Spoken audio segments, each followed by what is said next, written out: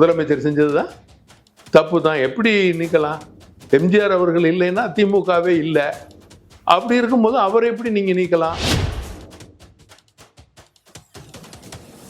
மாபெரும் தலைவர் சாதாரண ஆளு. அவரோடு அந்த பயணம் பண்ணக்கூடிய வாய்ப்பு, அவரோட சாப்பிடக்கூடிய அந்த வாய்ப்பு, அவரோட இருக்கக்கூடிய வாய்ப்பு, அவர் வாழ்ந்த காலத்துல வாழ்ந்தது, இது எல்லாமே இறைவன் எனக்கு எம்ஜிஆர் அவர்களுக்கு பிடிச்சது அப்படின்னு கேட்டீங்கன்னு சொன்னா மட்டன் சுக்கா நல்லா சாப்பிடுவார். அண்ணா நீ வந்துட்டீங்கன்னா அம்மா எங்களையெல்லாம் வெளியே அனுப்பிச்சிருவாங்க. ஒன்னே ஜெயலலிதா அவர்களுக்கு கொடுத்த நினைவு பரிசு ஏதாவது இருக்கா சார்? குரான் நினைவு பரிசுகளாக கொடுத்துருக்குறேன். நிறைய புக்குகள் அவங்க விரும்புவாங்க படிக்கிறது. மகள்களுடைய கல்யாணத்தை எல்லாம் அம்மா தான் தலைமையேற்று நடத்தியிருக்காங்க. இப்போ அதுக்கு அவங்க பார்த்தீங்கன்னா வெள்ளித்தட்டு அந்த சீர்வரிசைகள்லாம் கொடுத்துருக்குறாங்க. எம்ஜிஆர் தான், அம்மானா அம்மா தான், எடப்பாடியார். யாரெல்லாம் மக்கள் மனங்களில் இடம் பிடிக்கிறாங்களோ, புரட்சி தலைவர் அம்மா, புரட்சி தலைவர் எம்ஜிஆரை எல்லாருமே கொண்டாடுறாங்க. கருணாநிதி அவர்களை எல்லாரும் கொண்டாடுறாங்களா? நீங்க சொல்லுங்க.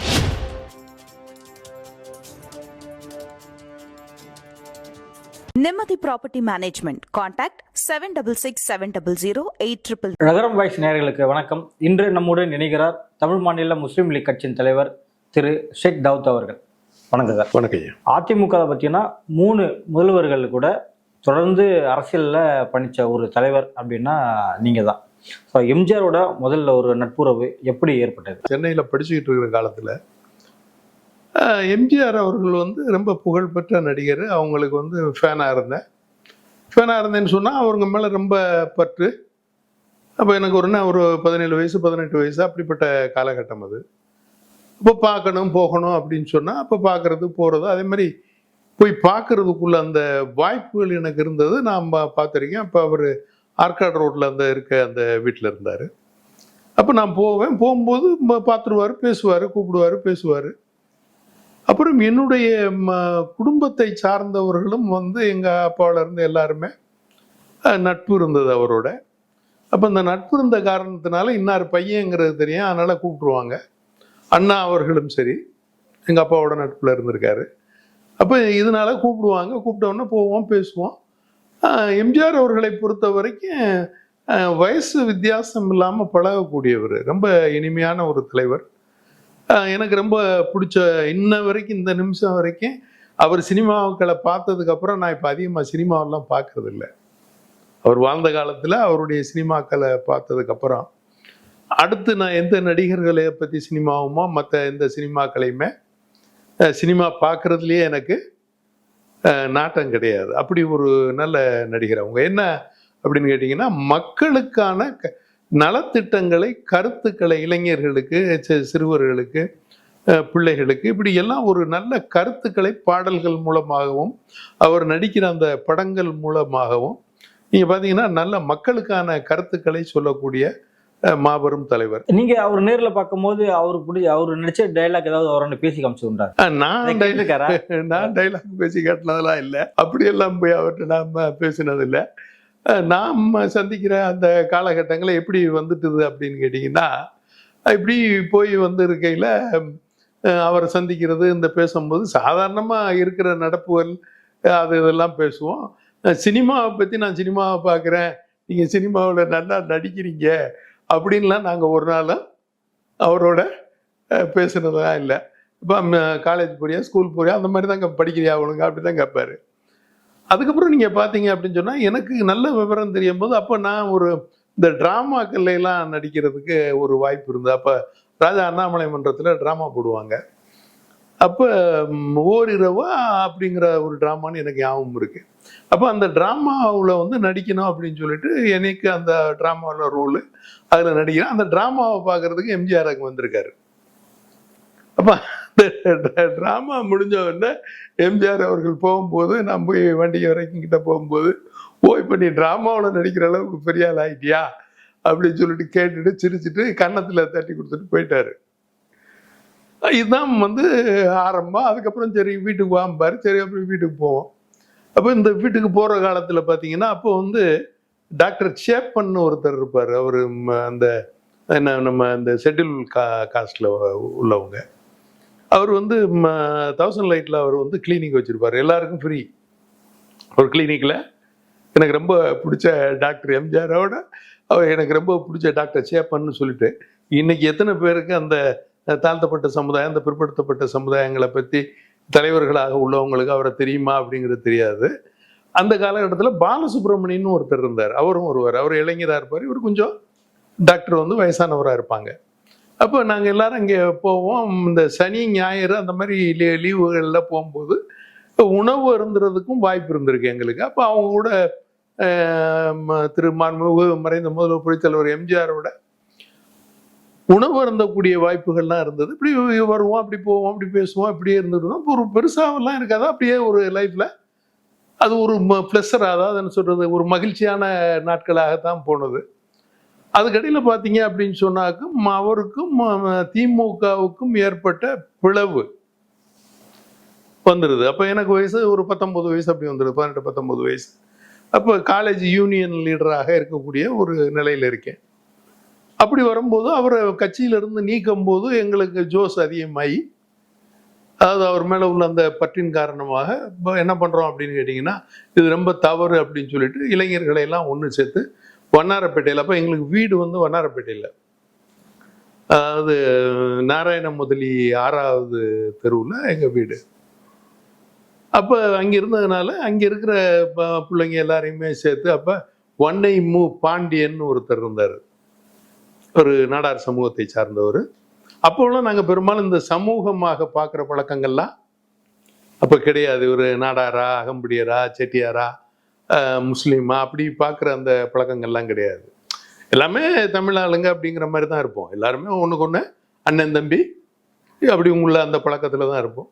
அப்போ அவர் தலைமையில் பார்த்தீங்கன்னா டிஹெச் ரோடு அப்படின்னு சொல்லிட்டு டீலக்ஸ்ன்னு சொல்லிட்டு ஒரு பெரிய ஜவுளி கடை, அதுக்கு பக்கத்து தெருவில் தான் அப்போ எப்போவுமே கூட்டம் போடுறதுக்கு இடம் கொடுப்பாங்க. அப்போ இப்போ காவல்துறையில் பெர்மிஷன் வாங்கி அப்போ வந்து அங்கே கூட்டம் போட்டோம். அப்போ அந்த கூட்டத்தில் பேசி, அந்த நான் பேசுகிற முதல் கூட்டமாக இருக்கும்னு நினைக்கிறேன். அது நான் பேசுகிற முதல் கூட்டம் அப்படிங்கிற மாதிரி தான் எனக்கு ஞாபகம் இருக்குது. இப்போ அந்த கூட்டத்தில் எம்ஜிஆரை பற்றி பேசுகிறோம், எல்லாத்தையும் பற்றி பேசுகிறோம். அப்புறம் கருணாநிதி அவர்கள் வந்து அப்போ ஆட்சியில் இருக்காங்க, அப்போ முதலமைச்சராக இருக்காங்க. அப்போ பேசி இப்போ எல்லாமே பேசினோன்னா அதில் ஒரு பெரிய தகராறு மாதிரி ஆகி, பெரிய அளவில் பிரச்சனைகளாகி ஒரு 150 பேர் கிட்டத்தட்ட கைது ஆகிடுறோம். அதில் அப்புறம் ஜெனரல் ஜெயிலில் கொண்டு போய் வைக்கிறாங்க. 15 days ரிமாண்டு. அப்போ 15 நாள் ஜெயிலில் இருக்கணும் அப்படிங்கிற மாதிரி அங்கே வைக்கிறாங்க.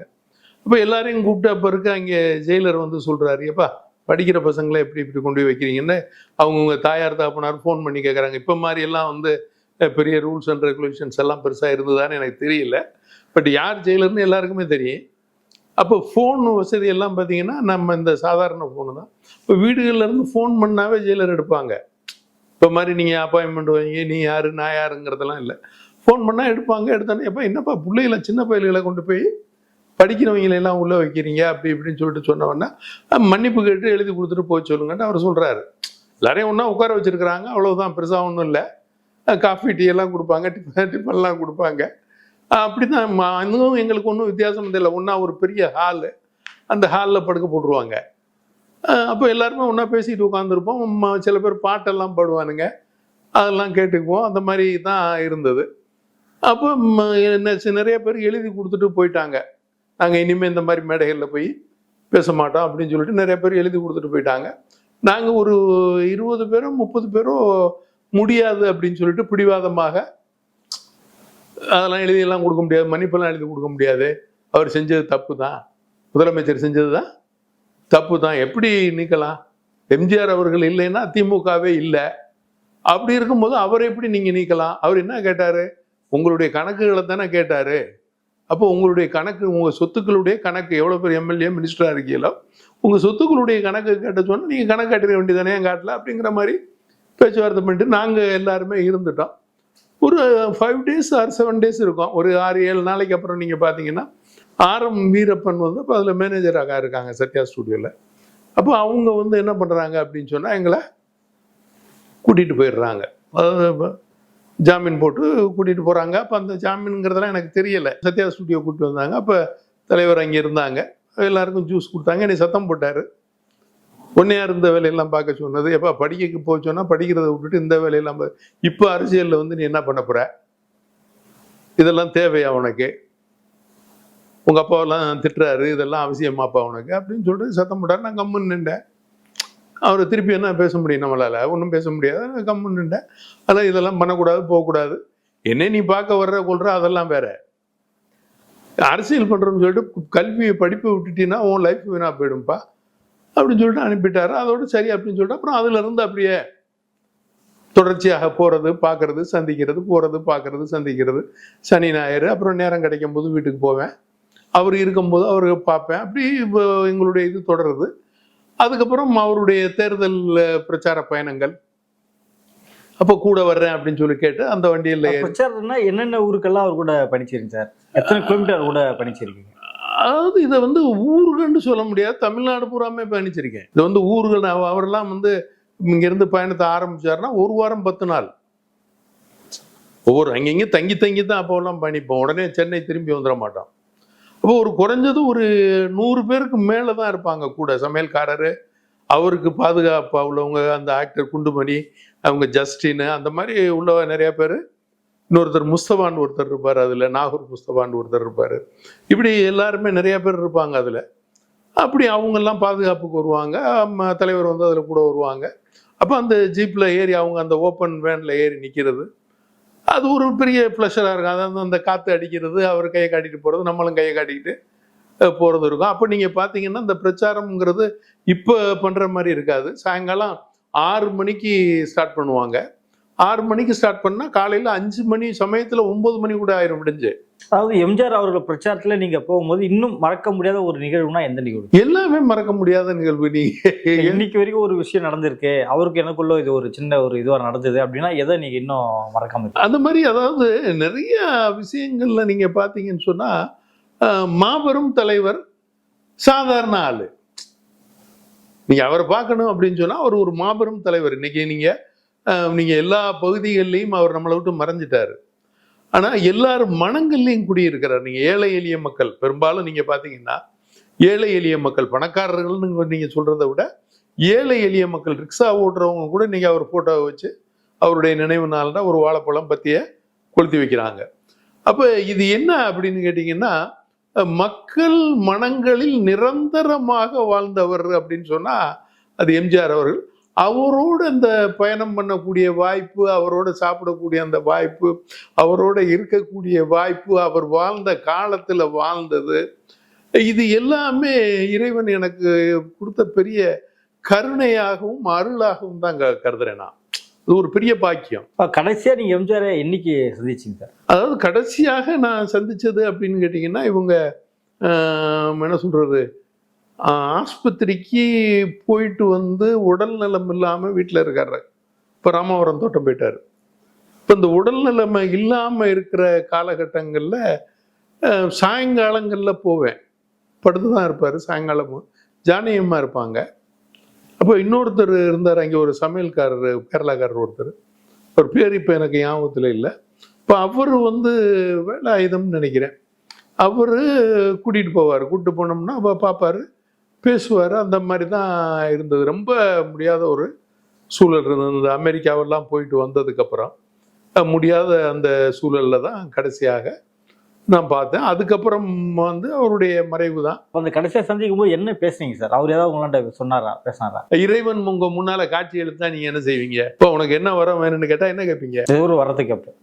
ஆனா இங்க எனக்கு அவரை பார்க்கிற போதெல்லாம் எதுவுமே கேட்கறதுக்கு தோன்றதே இல்லை. இல்லை, ஏதோ ஒரு நினைவு பரிசு அவராண்டது வாங்கியது உண்டா சார்? நீங்க அப்படி பாத்தீங்கன்னா நிறைய இருக்கு, நிறைய கொடுத்துருக்காரு. நிறைய காலகட்டங்கள்ல நீங்க பாத்தீங்க அப்படின்னு சொன்னா பணமா கொடுத்துருக்காரு. பணமாண்டா பெரிய கோடியில லட்சத்துல எல்லாம் இல்லை. என்னுடைய பிறந்த நாள் இல்லை அவருடைய பிறந்த நாள், அந்த மாதிரி காலகட்டங்கள்ல போகும்போது அவர்கிட்ட என்ன இருக்கு அப்படின்னா ஜோப்ல இருந்து எடுத்து கையில கொடுப்பாரு, வச்சுக்க அப்படின்னு சொல்லிட்டு. அப்போ அதையெல்லாம் நான் வந்து அந்த காலகட்டத்தில் ரொம்ப பெருசா நினைக்கிறேன். தலைவர் கொடுத்தாரு, சரி இருக்கட்டும் அப்படின்னு சொல்லிட்டு வந்துருவோம். ஸோ இப்போ அந்த மாதிரி அவருடைய நினைவாக இருக்கிறது என்ன அப்படின்னா, என்னுடைய இந்த நினைவுகளும் அவரோட அந்த பழகின காலகட்டங்களும் அந்த உறவாடியதும் தான் நினைவாக இருக்கே தவிர வேற ஒன்றும் பெருசா இல்லை. அந்த மாதிரி காலகட்டத்தில் சேம் நீங்கள் அப்படியே கருணாநிதி அவர்களோடையும் பழகியிருக்கேன். நீங்கள் அதே காலகட்டத்தில் கருணாநிதி அவர்களோடையும் பழகியிருக்கேன், அவரோடையும் போயிருக்கேன், வந்திருக்கேன்.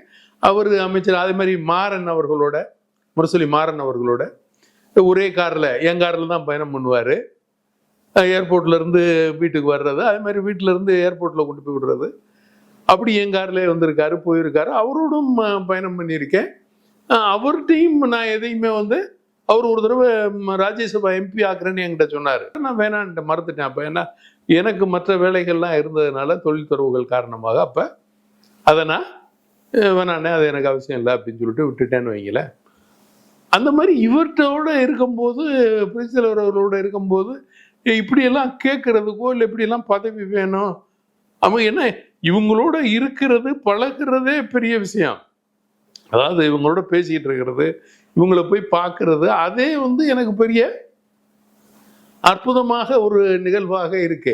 எம்ஜிஆர் அவர்களுக்கு பிறகு ஜெயலலிதா அவர்கள் அந்த கட்சிக்கு தலைமைக்கு வராங்க. ஸோ அவர்களோட எப்படி அந்த உறவை புதுப்பிச்சீங்க? இப்போ இப்படி காலகட்டங்களில் நீங்க பார்த்தீங்கன்னா, ஒரு 2-3 இடத்துல மேடைகளில் மீட்டிங்களில், மதுரை மீட்டிங் அது எல்லாம் வரும்போது புரட்சி தலைவி அம்மா அவர்களை நான் சந்திச்சிருக்கேன். எம்ஜிஆர் அவர்கள் இருக்கும்போதே மதுரையில் ஒரு மீட்டிங்கில் அவங்க அந்த இது கொடுக்குறாங்க, அந்த மேடையில் நான் இருந்திருக்கேன், அவங்கள பார்த்துருக்கேன், சந்திச்சிருக்கேன், பேசியிருக்கேன். கொள்கை பரப்பு செயலாளராக அவங்கள போடும்போது அப்போ நினைச்சது உண்டா சார் இவங்க தலைமைக்கு வருவாங்க அப்படின்னு நினைச்சது உண்டா? இல்லை, அந்த மாதிரி அவங்களோட அப்பத்தி அவங்க துணிச்சல், அவங்களோட பேச்செல்லாம் பார்த்தீங்கன்னா ரொம்ப அளவுக்கே இப்போ சொல்லக்கூடாதுன்னா வைரல் ஆனது அப்படின்றப்பெல்லாம் அப்பயே சொல்லுவாங்க. ஆமாம், அதாவது என்னன்னு கேட்டிங்கன்னா, அப்படி ஒரு ஈர்ப்பாக எனக்கு அது தோணலை. என்னன்னா, பெண்கள் மத்தியில் பெரிய ஈர்ப்பு இருந்தது. அவங்களுக்கு பெண்கள் மத்தியில், தாய்மார்கள் மத்தியில் ஒரு செல்வாக்கு, ஆமாம், பெரிய செல்வாக்கு, பெரிய ஈர்ப்பு இருந்தது. ஏன்னா அந்த காலகட்டத்திலலாம் பெண்கள் அவ்வளவு வேகமாக அந்த இதுக்கு வர முடியாது. அப்போ இவங்க கொள்கை பரப்பு செயலாளர் புரட்சி தலைவர் அவர்கள் போட்ட உடனே பெண்கள் மத்தியில் ஒரு பெரிய ஈர்ப்பு இருந்தது. அதனால எனக்கு புரட்சி தலைவர் அவர்களோட உள்ள அந்த ஈர்ப்பு அம்மா கூட எனக்கு அப்ப இருந்ததில்லை. உண்மை அதுதான். எல்லாரோடையும் பேசுவோம், பழவும் ஆரம்பி இருந்திருக்காரு. சத்தியவாணி முத்து, நெடுஞ்செழியன் அவர்களோட நட்பா இருந்திருக்கேன். இப்போ காமராஜர் குறிப்பிட்டு சொன்னீங்களா சார், அவருக்கு முந்திரி பகோடானா ரொம்ப பிடிக்கும் அப்படின்னு. அப்போ எம்ஜிஆர் அவர்களுக்கு பிடிச்சதுன்னா என்ன? எம்ஜிஆர் அவர்களுக்கு பிடிச்சது அப்படின்னு கேட்டீங்கன்னு சொன்னா, மட்டன் சுக்கா நல்லா சாப்பிடுவாரு. சாப்பிடும்போது மட்டன் சுக்கா அந்த பரட்டின மாதிரி உள்ளது நல்லா சாப்பிடுவாரு. அதே மாதிரி மீன் குழம்பு, மீன் அதிகமாக சாப்பிடுவாரு. நீங்க ஏதாவது இவ்வளவு சமைச்சு இல்ல வீட்டுல இருந்து கொடுத்து போய் எம்ஜிஆர் கிட்ட கொடுத்து உண்டா சார்? அது மாதிரி குஸ்கா சமைச்சு, அந்த மாதிரி மட்டன் இது சமைச்சு அந்த பக்கெட்டில கொண்டு போயிட்டு, அதாவது பித்தளை பக்கெட்டி, அப்போல்லாம் கலாய் பூசாத பக்கெட்டினா உணவு கெட்டு போயிடும். அதனால அந்த பித்தளை பக்கெட்டில் கலாய் பூசி, அது இல்லைன்னா டிஃபன் கரியர்னா பத்தாது, நிறைய பேர் இருப்பாங்க அப்படிங்கிறதுக்காக அதுல எல்லாம் கொண்டு போய் கொடுத்துருக்கேன், சாப்பிட்ருக்குறாங்க. அதெல்லாம் உண்டு.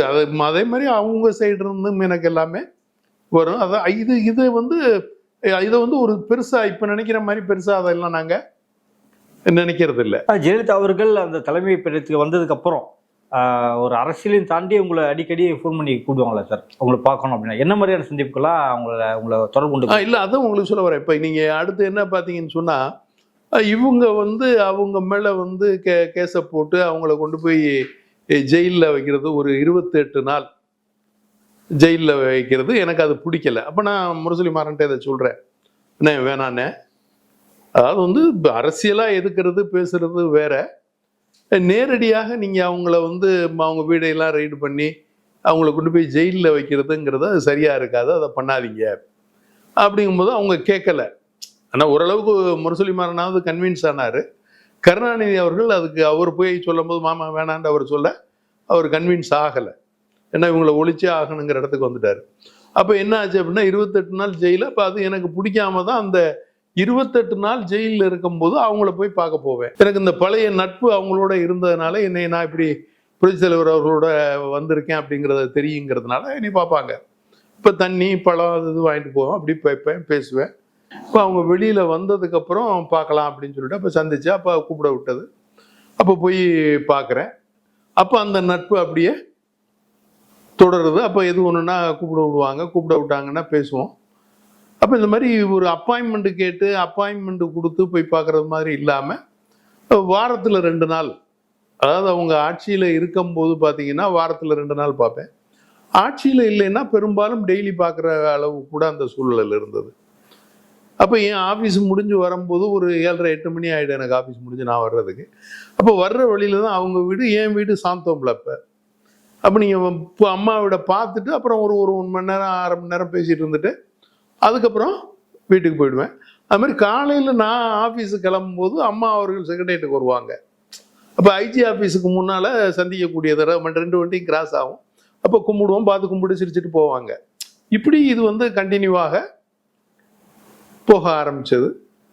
அப்படி பார்த்தீங்கன்னு சொன்னால் அப்போ இவங்க வந்து என்ன பண்ணுவாங்கன்னா இங்கே இருக்கக்கூடிய நிகழ்வுகளை பற்றி பேசுவாங்க. அரசியல் நிகழ்வுகள், யார் என்ன பண்ணிக்கிட்டு இருக்கா, யார் என்ன பண்ணலை, அப்படின்னு நிறைய கான்ஃபிடென்ஷியலான விஷயங்களை எல்லாம் பேசுவோம்.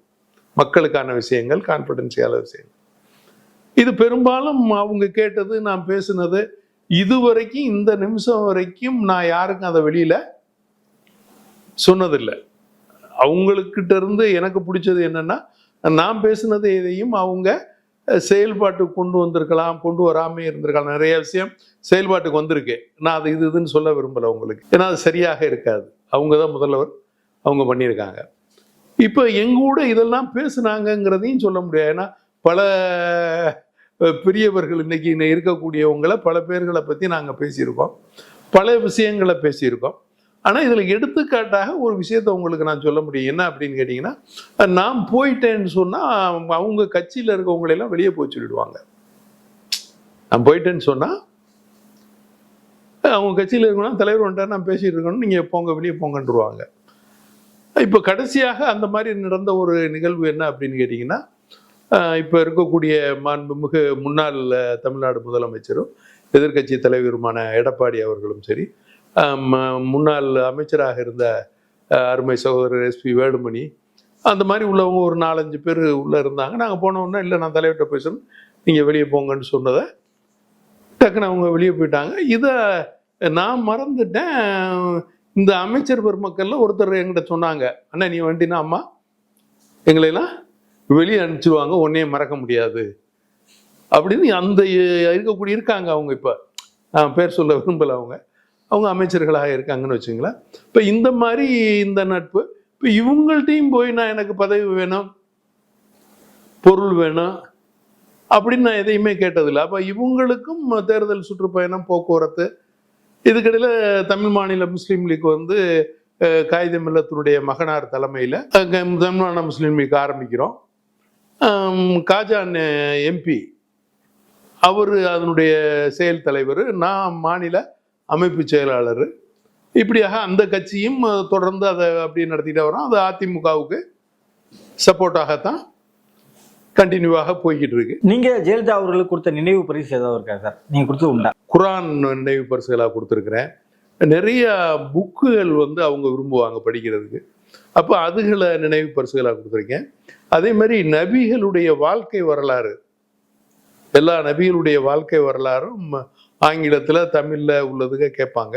இப்போ அதுகளை வாங்கி கொண்டு போய் அவங்களுக்கு கொடுத்துருக்கேன். அதே போல் என்னுடைய மகள்களுடைய கல்யாணத்தை எல்லாம் அம்மா தான் தலைமையேற்று நடத்தியிருக்காங்க. இப்போ அதுக்கு அவங்க வந்து பார்த்தீங்கன்னா வெள்ளித்தட்டு, அந்த சீர்வரிசைகள்லாம் கொடுத்துருக்குறாங்க. அதெல்லாம் அவங்க வந்து அதை தரமாக அதை நடத்தி கொடுத்துருக்காங்க. அதே மாதிரி என்னுடைய தாயாருடைய இறப்புக்கு வந்து இரங்கல் தெரிவித்து அன்னைக்கு முதல்வராக இருக்காங்க. அமைச்சர் பெருமக்களை எல்லாம் அனுப்பிச்சு அதை பார்க்க சொன்னாங்க. அது மாதிரி எவ்வளவு பெரிய கூட்டத்தில் இருந்தாலும் என்னை கூப்பிட்டு பேசுவாங்க. அதுக்கு உள்ள ஒரு கடைசி உதாரணம் உங்களுக்கு கடைசியாக நான் உங்களுக்கு சொல்லணும்னா, அவங்க பெங்களூர் இதில் அக்ரஹாரத்துலேருந்து வந்த உடனே திரும்ப நாமினேஷன் பண்ணி RK நகர் தொகுதியில் நிற்கிறாங்க. அப்போ பார்த்தீங்கன்னா திருவொற்றியூரில் வந்து அந்த நாமினேஷன் தாக்கல் பண்ணுறதுக்கு வராங்க. அப்போ நாமினேஷன் தாக்கல் பண்ணும்போது மணி 11:30 மணியோ 12 மணியோ கிட்டத்தட்ட. இப்போ சரியான வெயில். அப்போ நம்ம அதில் வந்து அவங்க தாக்கல் பண்ண போகும்போது நான் இங்கே நிற்கிறேன், கவனிக்கல, அவங்க போயிட்டாங்க. திரும்பி வந்து காரில் உட்காந்துட்டு நான் கொஞ்சம் தூரமாக இருக்கிறத பார்த்துட்டாங்க. அப்போ கூப்பிடுறாங்க, ஷேக்குன்னு சொல்லிட்டு கண்ணாடியை இறக்கிட்டு கூப்பிடுறாங்க. கூப்பிட்ட உடனே போகிறேன். அந்த பிளாக் ஹெட்ஸ் உங்களுக்கு தான் தெரியுமில்ல, அவங்களுக்கு பாதுகாப்பு ரொம்ப அதிகம். அப்போ அவங்க எல்லாமே ரோடே தம்பிச்சு நிற்கிது. கூப்பிட்டு கண்ணாடியை இறக்கிட்டு பேசிகிட்டே இருக்கிறாங்க பல விஷயங்கள். நான் நின்றுட்டு பேசிக்கிட்டு இருக்கேன், அவன் காரில் உட்காந்து கண்ணாடி இறக்கிட்டு ஏறக்குறைய ஒரு 15-20 நிமிஷம் பேசியிருப்போம். அப்போ பின்னால் வந்து சசிகலா அம்மா இருக்காங்க. இப்போ அவங்க உடனே சொல்கிறாங்க, அக்கா நீங்கள் 2 பேரும் பேச ஆரம்பிச்சிங்கன்னா எங்கே நின்று பேசுகிறோம்னே தெரியாமல் பேசிகிட்டு இருக்கிறீங்க, ரோட்டில் இவ்வளோ கூட்டம் நிற்கிது, நீங்கள் பாட்டு பேசிகிட்டு இருக்கிறீங்க, என்ன அர்த்தம், டிராஃபிக் எல்லாம் ஜாம் ஆகுதுன்னு. அப்போ சரி ஓகே சரி நீங்கள் நைட்டு வீட்டுக்கு வந்துடுங்க. கடைசியாக 2016 எலெக்ஷனில் நிற்கணும்னு என்னை அவங்க கம்பல் பண்ணி தான் அம்மா தான் நிற்க வச்சாங்க. நான் போய் சீட்டெல்லாம் கேட்கல, எனக்கு நான் யார்ட்டையும் போய் சீட்டெல்லாம் கேட்டதெல்லாம் இல்லை. கடையநல்லூர் தொகுதியில். ஆமாம். அப்போ அவங்க தான் அந்த தொகுதியையும் செலக்ட் பண்ணாங்க, நிற்க சொன்னாங்க. நின்று இப்போ நீங்கள் ஜெயிச்சு வரணும், உங்களுக்கு சில முக்கியமான பொறுப்புகள் கொடுக்க வேண்டியிருக்கு, நீங்கள் அதை செய்யணும்னாங்க. நான் சொன்னேன் அது அம்மாவுடைய இஷ்டம், எனக்கு அதில் ஒன்றும் பெருசாக ஆர்வம் இல்லை. ஆனால் உரிமையாக ஷேக்குன்னு தான் கூப்பிடுவாங்க. அப்போ அம்மாவுடைய இஷ்டம் அப்படின்னோடனே சரி ஓகே அப்படின்னு சொல்லிட்டு அப்போ அந்த தொகுதியில் அது நின்றோம். அப்போ நின்றதில் அதில் சில உள்குத்து வேலைகள் இருந்தது. ஒரு 500 ஓட்டு போஸ்டல் ஓட்டு வித்தியாசத்தில், அதாவது மத்தியானம் 3:30 மணி வரைக்கும் 3500 ஓட்டு வித்தியாசத்தில் ஜெயிச்சுட்டேன்னு ஜெயா டிவிலெலாம் சொல்லிட்டாங்க. ஒரு 4 மணிக்கு மேலே ஒரு போஸ்டல் ஓட்டு உள்ளே இருக்கிற இப்போ இருக்கக்கூடியவங்க, உங்களுக்கு நான் யாருன்னு அப்பவும் நான் சொல்லலை. அப்பவும் அம்மா வந்து என்கிட்ட கேட்டாங்க, யார் இதை பண்ணுனது அப்படின்னு சொல்லிட்டு என்கிட்ட கேட்குறாங்க. அப்போ நான் சொன்னேன், பள்ளி மாணவர்கள் மாதிரி உங்கள்கிட்ட வந்து அவர் பண்ணிட்டாரு இவர் பண்ணிட்டாருன்னு கம்ப்ளைண்ட் கொடுக்கறதுக்கு நான் ரெடியாக இல்லை. உங்களுக்கு எல்லா தகவலும் இருக்கு, நீங்கள் சிஎம்மாக இருக்கீங்க, உங்களுக்கு தகவல் இருக்கான், நீங்கள் பார்த்து டிசைட் பண்ணுங்கள், எனக்கு அதுல எல்லாம் ஒன்றும் பெரிய இது கிடையாதுன்னு சொல்லிட்டு அப்புறம் அவங்க அதை தெரிஞ்சு அது சம்மந்தப்பட்டவரை 15 நாள் அவர் அமைச்சராக இருந்தும் வீட்டில இருந்து வெளியே வராமல் பூட்டி வச்சிருந்தாங்க. உங்களுக்கு யாருன்னு தெரியும், மக்களுடைய பார்வைக்கு அதை விடுறேன், புரியுதா உங்களுக்கு. அவர் அப்போ அமைச்சராக இருந்தார் அந்த பீரியடில். அவரை 15 நாள் வீட்டை விட்டு வெளியே வரக்கூடாதுன்னு சொல்லி பூட்டி வச்சிருந்தாங்க. அதே மாதிரி அவங்களுடைய அந்த பொதுக்குழு செயற்குழுவில் இது சம்பந்தமாக பேசி எல்லாரையும் சத்தம் போட்டாங்க, ஏன் இதை செஞ்சீங்க அப்படின்னு சொல்லிட்டு. அப்போ இது எல்லாமே என் காதுக்கு வந்தது. நான் அது சம்மந்தமாக அப்புறம் நாம் அவங்கள்ட்ட பேசிக்கல. அப்புறம் செக்ரட்டரியேட் போவோம், டெய்லி அவங்களுடைய மீட்டிங்கு போகிறது வர்றது எல்லாம் இருந்தது. கடைசியாக நீங்கள் இப்போ நான் அவங்கள்ட்ட பார்த்தது, நீங்கள் கடைசியாக அவங்கள பேசுனது, அவங்க அந்த மருத்துவமனைக்கு போகிற அன்னைக்கு ஒரு மினி பஸ் விடுறாங்க. அப்போ அந்த மினி பஸ் விடுறதுக்கு உள்ள அந்த நிகழ்வு நடக்குது. அப்போ அந்த நிகழ்வுக்காக எல்லாரும் அவங்க வந்து அந்த இதை கொடியாடிட்டு போகிறாங்க. இப்போ இந்த கொடியாடிக்கிட்டு இருக்கும்போது இன்னொன்று என்ன அப்படின்னு கேட்டிங்கன்னா, அந்த இதுக்கு முன்னால் ஒரு சம்பவத்தை நீங்கள் அவங்களோட ரொம்ப க்ளோஸாக நிகழ்வாக உள்ள ஒரு சம்பவத்தை சொல்கிறேன் அவங்களுக்கு. மற்றவங்கள்ட்ட எல்லாம் அந்த அப்படி பேசியிருப்பாங்களான்னு எனக்கு தெரியும். ஏன்னா நீங்கள் புரட்சி தலைவர் எம்ஜிஆர்கிட்ட அவங்களோட க்ளோஸாக உள்ள நிகழ்வை சொன்னீங்க. இவங்கள்ட்ட தான் எனக்கு அந்த அளவுக்கு க்ளோஸ் இருந்திருக்கு. அதாவது அவரோட இருந்த நட்பை காட்டலாம். ஏன்னா அவருக்கு வயசு ரொம்ப, நான் அதில் வயசு கம்மியாக இருந்தது. இப்போ இதில் நாங்கள் 2 பேரும் ஈக்குவல் வயசில் இருப்போம். அம்மாவும் அவர்களும் ஏறக்குறைய ஒரு வயசில் உள்ளவங்க. ஒருவேளை அதனால எங்கள் நட்பு ரொம்ப க்ளோஸாக இருந்ததா என்னங்கிறது எனக்கு தெரியல. அப்போ ஒரு வீட்டில் பேசிகிட்டு இருக்கும்போது ஒரு தடவை கேட்டாங்க, என்னால் ரொம்ப நேரம் நிற்க முடியல ஷேக், உங்களால் நிற்க முடியுதா அப்படின்னு கேட்டாங்க. நான் சொன்னேன், என்னால் நிற்க முடியுது அப்படின்னா, எனக்கு இங்கே ஈரல் குலைக்கிட்ட இங்கே வலிக்குது ரொம்ப நேரம் நின்றா அப்படின்னோடனே, என்ன அப்போ அப்படிங்கும்போது, ஒன்றும் இல்லை, தைராய்டும் சுகரும் தான் எனக்கு இருக்குது, அப்போ நீங்கள் அதை குறைச்சிக்கணும்ல அப்படின்னு சொன்னாங்க. அப்போ என்னத்தை தான் சாப்பிட்றது ஷேக், எதையுமே சாப்பிடாம எப்படி? இதே மாதிரி தான் அன்னைக்கு கொடியை அசைச்சிட்டு இப்போ இருக்கும்போது காலையிலேருந்து டயரியா 2-3 தடவை போச்சு ஷேக். அதே மாதிரி கொஞ்சம் ஃபீவராக இருக்கேன் அப்படின்னு சொன்னாங்க. அப்பயும் வந்தீங்க அப்படின்னு நான் கேட்டேன், ரெஸ்ட் ஆகிருக்க வேண்டியதானே அப்படின்னா, இல்லை இந்த மினி பஸ் இது பண்ணுறதை மாத்திரம் விட்டுட்டு போயிடலான்னு வந்தேன் அப்படின்னு சொல்லிட்டு சொல்கிறாங்க. அப்படி சொல்லிக்கிட்டு இருக்கும்போது மயக்கமாகி சாஞ்சிட்டாங்க. அப்போ செக்யூரிட்டியில் இருந்தவர், சீஃபாக இருந்தவர், அவங்களுக்கு தெரியும், அவர் இந்த சஃபாரி போட்டு எப்போவுமே கூடவே இருப்பார், அம்மா கூடவே இருப்பார். அவர் வந்து தாங்கி பிடிச்சார், நாங்கள் எல்லாருமா பிடிச்சோம். அப்போ அம்மா அப்படி ஆகிட்டோன்னா போலீஸ் எல்லாம் வந்து கம்ப்ளீட்டாக சுற்றி மறைச்சிருவாங்க, ஏன்னா மக்கள் பார்வைக்கு வேணான்னு. இப்போ வண்டியில் ஏற்றி உட்கார வச்சோன்னா அப்போ சொன்னாங்க, வீட்டுக்கு போய் ரெஸ்ட் எடுத்துட்டா சரியாயிடும், நீங்கள் 9 மணிக்கு வாங்க பேசிக்குவோம், இதுதான் நான் அவங்களுடைய கடைசியா சந்தித்த தருணம். ஆமா சந்திச்சது. அதுக்கப்புறம் பார்க்க முடியல. அப்படி அவர்கள்கிட்ட என்ன மாதிரியான நட்புறவுல பயணிச்சிட்டு இருக்கீங்க? அதே அம்மாவோட எப்படி எனக்கு நட்புறவு இருந்ததோ அதே மாதிரியான நட்புறவு, அதே மாதிரியான கண்ணியம் இன்னைக்கு வரைக்கும் அவருடைய அந்த செயல்பாடுகள் மக்களுக்கானதாக. என்ன அப்படின்னு கேட்டீங்கன்னா, ஜாதி மதங்களை கடந்து அனைத்து மக்களுக்குமான செயல்பாடாக அதிமுகவுடைய செயல்பாடுகள் இருக்கே. தொடர்ந்து அது எம்ஜிஆர் அவர்கள் காலத்திலிருந்து அம்மாவுடைய காலம் தொட்டு இன்னைக்கு எடப்பாடியார் அவர்கள் காலம் வரைக்கும் நீங்க பாத்தீங்கன்னு சொன்னா, ஜாதி மதங்களை எல்லாம் கடந்து எல்லாருக்கும் வாய்ப்பு, எல்லாரும் அமைச்சர் ஆகிறது, எல்லாரும் மேல வர்றது, எல்லாருக்குமான கல்வி, எல்லாருக்குமான பொருளாதாரம், எல்லாருக்குமான வேலை வாய்ப்பு, இதுகள். ரெண்டாவது வந்து நீங்க உங்க கருத்துக்களை போய் சொல்ல முடியும். அதாவது வந்து பழகிறதுக்கு இனிமையான மனிதர், அதுல எந்த மாற்று கருத்தும் இல்லை. எல்லாரையும் சமமா பார்க்கக்கூடியவர். இப்ப இந்த பொசிஷனுக்கு வந்திருக்காரு, இதையெல்லாம் செஞ்சிருக்காருன்னா அவரால் வந்து அதாவது மக்களை அனுசரிச்சு போகக்கூடிய நிலை இருக்குன்ற அர்த்தம். எம்ஜிஆர் அவர்கள், புரட்சித்தலைவி ஜெயலலிதா அவர்கள், ரெண்டு பேருமே வந்து உங்களையும் உங்களை அந்த குடும்பத்துக்குமே ஒரு நெருக்கமானதான் இருந்தாங்க. அதுபோல எடப்பாடி அவர்களும் இருக்காரு. எடப்பாடி அவர்களும் இருக்காரு. அதுல வந்து எனக்கு மாற்று கருத்தாக இல்லை. எடப்பாடி அவர்களும் என் மேல அந்த கண்ணியம், மரியாதை எல்லாம் வச்சிருக்காங்க. அது மாதிரி அங்க இருக்கிற அந்த அமைச்சர் பெருமக்களுக்கும் என்னுடைய நிலைவுகள் தெரிகிறது. அதனால அந்த கண்ணியம், போனவன அண்ணே வானே அப்படிங்கிறதுல எந்த ஒரு மாற்று கருத்தும் இல்லை. அந்த கண்ணியம் இருக்கு, அந்த மரியாதை இருக்கு. அதனால இது வந்து உங்களுக்கு என்னன்னா, பொதுவாகவே ஏன் நினைவு எப்படி இருக்கு அப்படின்னு கேட்டீங்கன்னா, உங்களுக்கு எந்த எதிர்பார்ப்பும் எங்கேயும் இல்லைங்கும்போது உங்களுக்கு மரியாதையோ கண்ணியமோ குறையிறதுக்கு வாய்ப்பு இல்லைங்கிறதா என்னுடைய கருத்து. இப்போ கட்சி தொடங்குற எல்லாருமே வரீங்கன்னா ஒரு டார்கெட் தான் வர்றாங்க, நான் தானே அடுத்த எம்ஜிஆர் அப்படின்ற ஒரு இடத்த பிடிக்கின்றது தான் மக்கள் நோக்கியே வர்றாங்க. இப்போ எடப்பாடி அவர்கள் அதிமுக தலைமையில் இருக்காரு. இப்போ எம்ஜிஆர் இடத்தை எடப்பாடி அவர்கள் நிவர்த்தி செய்வாரா? ஏன்னா நீங்க எம்ஜிஆர் கூட பயணிச்சிருக்கீங்க, இப்போ தொடர்ந்து இருந்துகிட்டே இருக்கீங்க. இல்லைங்க, இதுல ஒரே கருத்து என்ன, யாரெல்லாம் மக்களுக்கான செயல்பாடுகளை முன்னெடுக்கிறாங்களோ அவங்கெல்லாம் மக்கள் மனதில் இடம் பிடிச்சிருவாங்க. இது எம்ஜிஆர் இடத்த இடம் பிடிக்கிறது இல்லை.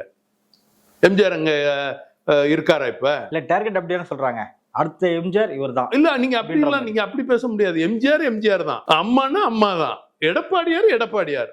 யாரெல்லாம் மக்கள் மனங்களில் இடம் பிடிக்கிறாங்களோ அவங்களுக்கு நான் இப்ப இன்னுமே உங்களுக்கு ஒருபடி மேல போய் கேட்கிறேன்.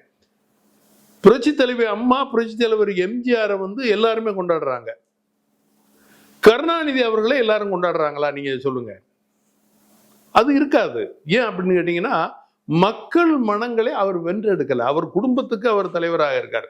அதுல மாற்று கருத்துல நல்ல தலைவர். அதுல அந்த கட்சியின் தலைவர் திமுக தலைவர் இல்லைன்றீங்க? இல்ல, திமுகவுக்கு ஒரு சரி அந்த அவங்களுக்கு தலைவராக இருக்காரு.